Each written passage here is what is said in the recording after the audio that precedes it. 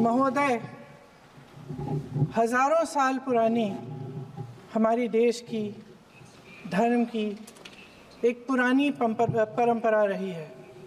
ये परंपरा संवाद, चर्चा की रही है। एक गौरवशाली परंपरा है जो दर्शन ग्रंथों में, वेदों में, उपनिषदों में दिखती है। वाद विवाद और संवाद की हमारी पुरानी संस्कृति है। अलग अलग धर्मों में भी, इस्लाम में, सूफियों में, बौद्ध धर्म में, जैन धर्म में, सिख धर्म में भी ये वाद संवाद, ये चर्चा, बहस, इसकी संस्कृति रही है। इसी परंपरा से उभरा हमारा स्वतंत्रता संग्राम। हमारा स्वतंत्रता संग्राम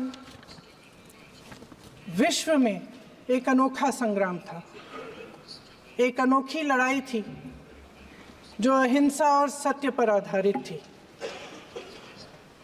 ये वाद संवाद की जो परंपरा है, इसको इस संग्राम ने आगे कैसे बढ़ाया?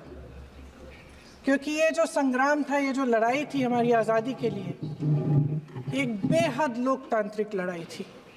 इसमें देश के किसान, देश के जवान, देश के मजदूर, देश के अधिवक्ता, देश के बुद्धिजीवी, चाहे किसी भी जाति के हों, चाहे किसी भी धर्म के हों, चाहे किसी भी भाषा को बोलते हों, सब इस स्वतंत्रता संग्राम में शामिल हुए।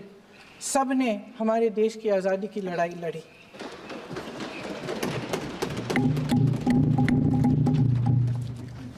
और उसी आज़ादी की लड़ाई से एक आवाज़ उभरी जो हमारी देश की आवाज़ थी।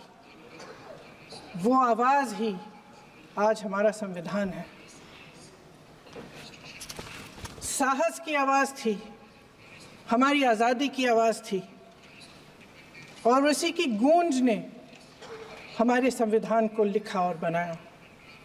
ये सिर्फ एक दस्तावेज नहीं है। बाबा साहेब अम्बेडकर, मौलाना आज़ाद जी, राजगोपालाचारी जी और जवाहरलाल नेहरू जी